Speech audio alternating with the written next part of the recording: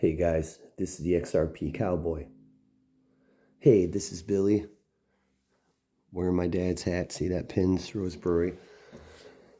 So I wanted to touch base on a few things. I know people were asking me about what coins are safe and everything. And I want to get into that, but I want to make sure this video doesn't go too long. I'm going to try to make it quick. Cowboy's going to have to take a break for a minute. What we'll do... Cowboy, baby. It's my cow. We're doing a puzzle. Gonna do some dishes soon, drink some more coffee. But I just want to say I did that because I'm very grateful for what I have, and I hope everyone watching feels the same way. I mean, especially if you have kids that are healthy, you're blessed, and someone that cares about you. And if you're alone, work on yourself, because clearly things haven't been working, and you can change tomorrow. You can change 1 minute from now. And people say you can't change your past, but I'll tell you, if you were a jerk in relationships and you look back, you're a jerk. But there is these tipping points in time.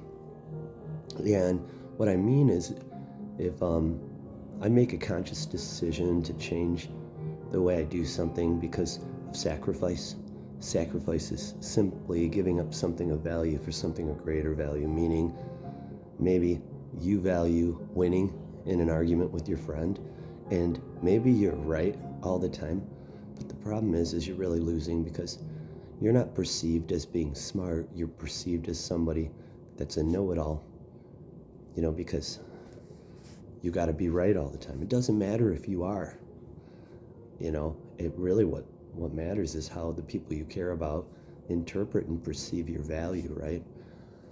So there's one sacrifice, giving up the value of being right, even though you do all the work and all the research and, just everything, or you put in all the effort in a relationship from your perspective. There's things that can't be measured, emotional values, you never know what someone else is feeling, nor do you know their pain tolerance. Something that doesn't hurt you could hurt them, but you don't know their tolerance, right? So I was just thinking about the future has passed, meaning behind you. Anything lost can be found except time. 20% of all matters. It's the 20%, the things you do right, that matters. And you can change your past by changing tomorrow. Eventually that tipping point in time will happen when you look at your past and you say, I'm not a know-it-all, or I'm not a selfish or insensitive person or jerk, right? It's going to take time, but it will change. Things, you can move to another city and your neighbors might love you. It's a new beginning. That's what tomorrow is really in life. It's a constant do-over, right? And eventually the scoreboard will tip in your favor and you'll be winning. But I wanted to talk about the biggest secret. And you guys, I know you're going to correct me, but I'm going to give it to you at like a 5th grader level, because that's about my intellect. And I'm curious what people have to say about these theories. I want to talk about the Ripple escrow. I want to talk about why it moves so fast, the private ledger, and why things on the XRP ledger and private ledger will help the price of XRP be explosive. Why they design the ledger so other things can move on it, like Bitcoin. So my theory is this, and I know a lot of guys that understand the technical side of crypto. They haven't really defended their case too much to me when I talk to them. And when I say technical, I'm not talking about the technicals of a chart, which are completely different, but a stock chart. But what it is I believe you don't move a Bitcoin on the XRP ledger. I believe Bitcoin is sold once it's placed for movement on the ledger, and then when it comes out the other side, it's repurchased, or it moves into fiat currency or another crypto. if that's what you wanted to do. But it's actually XRP moving on the ledger. It's so quick. There, 3 seconds. The price of Bitcoin won't fluctuate too much. But if Bitcoin was, let's say, and it could be a $200,000 coin, even a fraction of a percentage point could be some money, right? It could make a difference. So how do we move it then without loss? Okay. How do we move gold? We're not, clearly it's the value of gold. The private ledger, we can do all these transactions and all this stuff on the private ledger, which would be great. It's the walled garden for banks that want to be, I don't want to use, what's the word I'm looking for? Private. I mean, they don't want people seeing what they're doing. But, let's say the JP Morgan coin moved on the private ledger. I guess we can do a ton of transactions on it.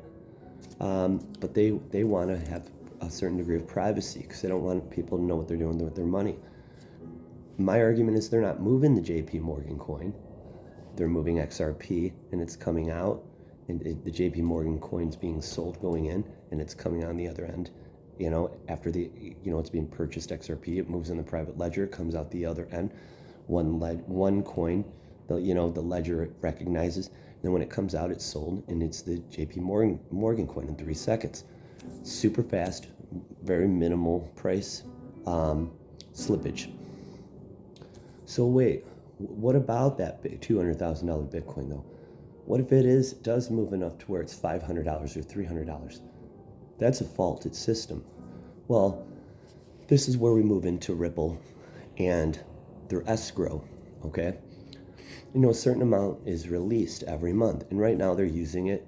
They're buying it back, and they've used it for projects and stuff like that. And I know that it's not for retail or anything right now. They've donated some of it, but I believe that release that they agreed on covers the slippage. Okay, so effectively, not the traditional sense or responsibilities of a money market maker, like in stock, but it is a market maker. So this is the idea behind it. One, you move Bitcoin, and it loses a certain fraction of a percent or something in that 3 seconds. We have the escrow to cover that slippage, okay? And ultimately, it's that simple. Because now here's the other thing. What about payments and settlements that it does so great? Well, the traditional market can't do that, but they do. What happens is you use your credit card. That's a payment. Like David Schwartz said, you don't get arrested for leaving, the restaurant. And then at night, they run the settlements, and then the next day or something, the restaurant gets the money. That's the settlement side. It's the old system, from the 70s. They're taking that roll of tape for payments and they're flipping it over, and then they're doing settlements after business hours, which is why, banks close. But there's sub companies, right? You've got these companies, even though the money hits your bank the next day, it doesn't actually settle then.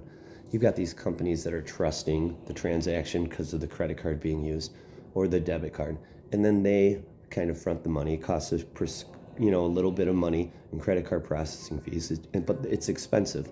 When you add them all up over the course of a week, anyone that owns a business that pays 1.5% in credit card fees, if they're successful, they're paying a couple $1,000s or more a month in these fees. Because you're actually paying the fees for someone fronting this money to your bank. I've even read somewhere where some settlements can take up to a month with that kind of thing. Whether I'm right or wrong about that, it's irrelevant. The point is you've got this middle person supporting the settlement. I would say that is part of the Ripple escrow's purpose, why they will never give it up. This is why they can do a transaction in 3 seconds, because they have the escrow. Okay. Now, there's another adage to what role they play as a market maker. price protection, stability. Brad Garlinghouse is admitted to this.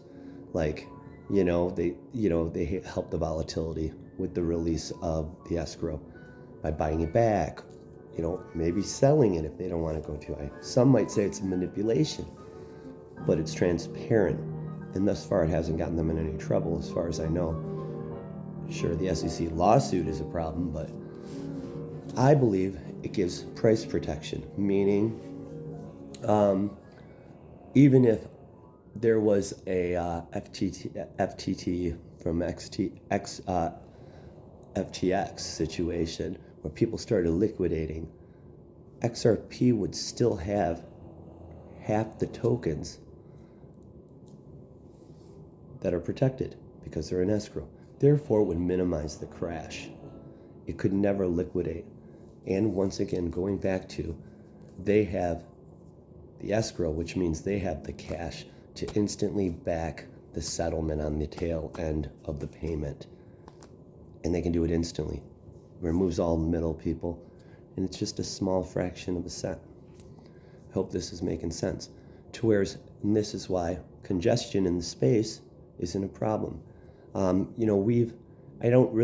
know there's, miners get paid for eating gas, but I have to believe there's a certain degree of algorithmic trading. So an algorithmic coin goes up based on buying, it goes up in value, and selling goes down in value. To me, the perfect algorithmic coin would be one, as it goes down, it costs more, like a gas fee does. Only it's not from congestion, it's from in the space, in too much volume. It's from selling volume. So it would go up from selling volume. When I mean go up, I mean the gas fee would go up. So let's just say you had this Terra Luna moment. By the time you get down to 25% of the supply, maybe those gas fees cost you like 70% of what you're selling. Therefore, it's price protection, and to me, this would be, the ideal coin, algorithmic. Sure, when you want to sell it, if it's a lot of sell pressure, it's going to suck. You might have to wait until that goes away. But, what's happening is it's charging people so much that they don't want to sell. It's not worth it to sell until the sell pressure goes away. It forces people to hold. And I know there's coins that when you sell, you have to pay a fine, but this is different. This is selling when the downward pressure tips the scale to price, moving downward.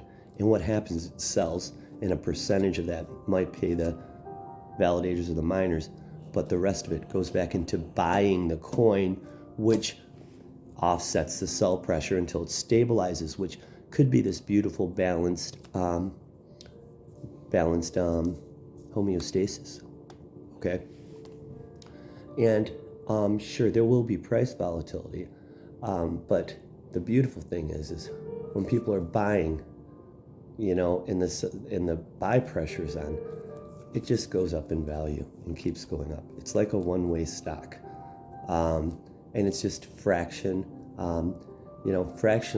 but it keeps going up, and ultimately, the validators only get paid from sell pressure, and sure, they'd have to get a fraction of something to make money from that, but it would be insignificant, and that would be made up, with the sell pressure, with the buyback into the coin. So it's algorithmically designed to slowly but constantly inflate the price, without hurting the ecosystem. You could even have a slow burn rate that, maybe the coins, after a certain amount of coins, or a fraction of a coin is burned on the way up, that pays the miners, which also reduces supply, while on the downside, it's going up simply because of sell pressure in buying back current coins on the market. So now that perfect algorithmic coin, see, they don't do that. That's why they go to zero and people lose their ass. I have to believe that Ethereum, with their gas fees, is something a little more, I don't want to say sinister. It's like a hybrid between XRP and my perfect algorithmic coin, or an algorithmic coin. You know, they charge more when it's congested. But is it congested? Or is it because when it gets busy, the network and the price is going up, that there are people selling? So is that selling all going to pay miners for gas fees? Is it taking a while because they're slowing the network down so it prevents sell pressure?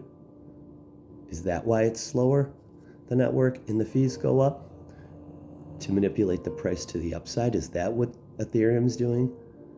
Charge these high gas fees so people don't sell, and then just the buying pressure is hitting and going up because people are willing to risk a higher gas fee if the price is going up.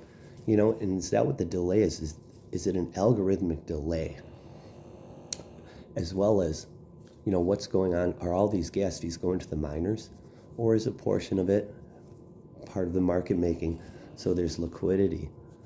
Does a portion of that go back into Ethereum, purchasing of Ethereum? I don't know, and I know a lot of people say no, that's not true at all, but it is an idea. Almost, they don't have Ripple with escrow doing this. I'm gonna get some funny reviews. It's people that disagree, but I think it's a hybrid between, gas fees replacing the escrow and ultimately algorithmic. It's an idea, and I just created the greatest coin ever, just so you know. So if anyone wants to do it that knows how to, cut me in. I gave you the idea. So other than that, I wrote some notes. Why isn't this case settled yet? I gotta talk, Billy. I'll tell you why this case hasn't. No, this is my time coming. Billy's a sheep. Don't listen to him. He doesn't know what he's talking about. He's just sitting there trying to look pretty, but he's an old man and he's lost. He's old co. We're talking new co, my roadies. I can't listen to this music. I can't sit in this kitchen. It's time to leave. So we're at about 17 minutes. So we're going to get into the rest of this. Billy, you're done. But if this is going down, let's get it over with. Take it away on a ride not far from here. Well, no wasting time. She got plans for me. She moves so slow, don't you know she's hip, man. Well, no one could say she would win the likes of me, the likes of me. She said, I wanna wear you out. I'll give it all to you. I'll find a reason now. Just give it all. Give it all. I want to give you all my love tonight. Give it all. Why the fuck isn't there a fucking settlement, Billy? And the mic goes boom. Dropping mics, motherfucker. Hey, well, I'll tell you why. It's always been about the clarity going forward, but not the way we think. The banks want XRP to win, but the SEC wants to figure out how they can make them win and still fuck the other coins up. I've been saying this for a while. This is going to turn into XRP with clarity and no one else, and the money's going to flood, out of those coins. The market's going to be crashing. We won't know why while the money's flooding into XRP. And it's going to be because the cost to pay the boss is it for retail is being late. These motherfucking whales are going to know what's happening. And we're going to see, I wouldn't even be surprised if this is all part of it with Bitcoin dropping and it's all a stage with the fucking Sam, Bankman, SBF. It's all an illusion. We got XRP going up while Bitcoin and everything else is going down. It's just kind of odd. I would have expected XRP to be at like 19 cents with these prices. but yet it's at 40 almost. Is it that the SEC is part of this Brad Garlinghouse? Because remember, he's a snake. He's a savvy business guy, protecting his company and leveraging everything he can because he's got shit on the SEC. Is it he's trying to get clarity for XRP that will not allow the rest of the space move forward? Is it going to come out that if you had an ICO, you are a security because you are, and they didn't do an ICO? Was this planned from the beginning? Was the clarity they provided knowing? Did they know that the lawmakers would take forever, so they begged for this lawsuit because it was the fastest way to the finish line and the straightest line to regulate clarity and to get what they want, to destroy the rest of the space so we win? You see, there's a lot of theories, my fucking roadies. And hey, my dreamers, who knows at this point? I've been through it all. I got one ear on the cowboy and the other just wanting to run like hell. But I'll say this. If the SEC gave clarity and it was to XRP going forward and not in the past, without this side note that doesn't mean your coins are safe because we still think they're all securities. If they didn't say that, because what happened, if they made a statement like, this is a different case, it's a separate case, it's independent. However, these other projects are still securities. That would pump the money out and into XRP, especially with the whales that move the price that don't want to see us swim because they have certainty. The market loves certainty. So now, with that being said, you got that. So is Ripple fighting for that? Or is the SEC just afraid to settle because they don't, are they trying to hold back the rest of the space? You know, if something like Ethereum got attacked, who did an ICO and clearly was security, you know, and you've got all these projects built on Ethereum, that could be really painful for the market, right? It'd be a lot worse than what SPF did. I'll tell you that right now, you know, but yet it's being protected, you know, maybe, just maybe, they're protecting the market more than we think with the regulators because they don't want to see that crash.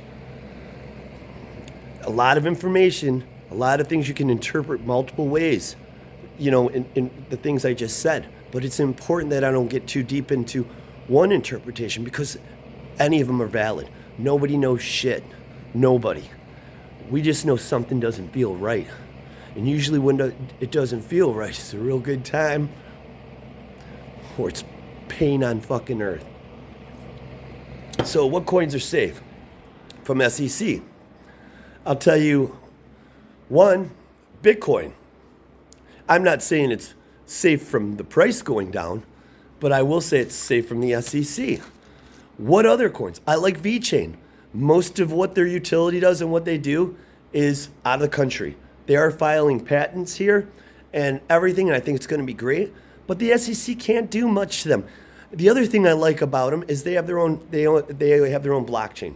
Okay, they don't have to worry about ETH anymore if something happens with ETH, because I believe they were originally put on ETH, but it's been a while. I hear so much stuff it could be clouded. I was speaking with the money making group, and I think it was Jungle that said anything that's got low volume in the U.S. and high volume outside the U.S. I thought that was good. So look into that. What else? XLM. Jeb McCaleb he's like Illuminati. He's protected. Nothing ever happens to him. He dodges bullets left and right because he makes deals behind closed doors. Gary, with your buddy's son, SBF. You know what I'm saying? But so there's something there. XLM seems untouchable. They've worked on the digital sand dollar. They're great. And, you know, it's interesting. What's another one? Algo, only because we know Gary loves Algo. He's been talking about Algo from MIT. He wants to marry Algo. So I think that's safe. It's all speculation, everyone, but what's another one that I can throw at you? Any algorithmic coin is not safe, okay? Unless it's the cowboy coin that we were just talking about. That would be totally safe. You might not be, you have to look at it like some money in your stock exchange. You know, you might have to wait a couple days or something before you can get access to it, like when you sell a stock and you send it to your bank account. However, it's stability because those high costs would be corrected almost immediately from the fees. So it wouldn't be a long wait time. I don't want to, I own Ethereum, but it's just because I know it's got the potential to be explosive in growth, but it's a tiny percentage of my portfolio, maybe 2%. I wouldn't say that that's safe at all, even though it's too big to fail, kind of. But I'm not so certain. If 90% go away, that'd be a good start. But the best coin, I think, would be XRP, because it's almost out of the woods. I believe XRP is safe from the SEC, especially like at this point. Right now, every coin is at risk, and we don't know how the court case is going. We're getting near the end, my perspective, and we're winning every fight, it seems like. You know, you want the fastest horse in the game, and you got that with XRP. And remember, they can move things so fast. I think it's because they've got a certain degree of a market making. Ripple's a market maker, and it's probably going to be bigger than that. I know there's a better word, and I know that's not the traditional term of market making, but it's the best descriptive one to a new asset class that we don't have a whole lot of terms with, besides a whole bunch of letters that you have to learn, like ODL, you know? And I know that's common in our world, but I said that to my cousin who's an economics professor, and I said, yeah, they're ODL. And he was like, what the fuck is ODL? You know? It's like another language. Exchanges that are safe, publicly traded companies, about as safe as you can get with Coinbase. You know, even publicly traded companies go to hell. But really, I like that. I like Uphold because, you know, it's the investors in it are huge. One, Greg Kidd, he worked with the SEC. He's a billionaire. And, you know, they're connected to Link2 and all kinds of great stuff. You know, they've got a partnership with, I think it's MasterCard or something. But at the end of the day, find something that the U.S. can't touch, and make sure it's got real world utility. And I would say make sure their utility is being used today. That gets you ahead of most of us crypto fuck boys, Billy. Yeah. But I would argue HBAR is pretty good too, because it's got its whole own ecosystem, you know? Let me know what you think. Please like, subscribe. No, I want my reach to reach a mile, and I won't get that if you don't comment and like and subscribe. I don't do this for the money. I need another 50,000 followers to make a dime. In fact, I've given back money to my community, and I'll continue to when the market goes up. It's just down right now, so I can't. Love you guys.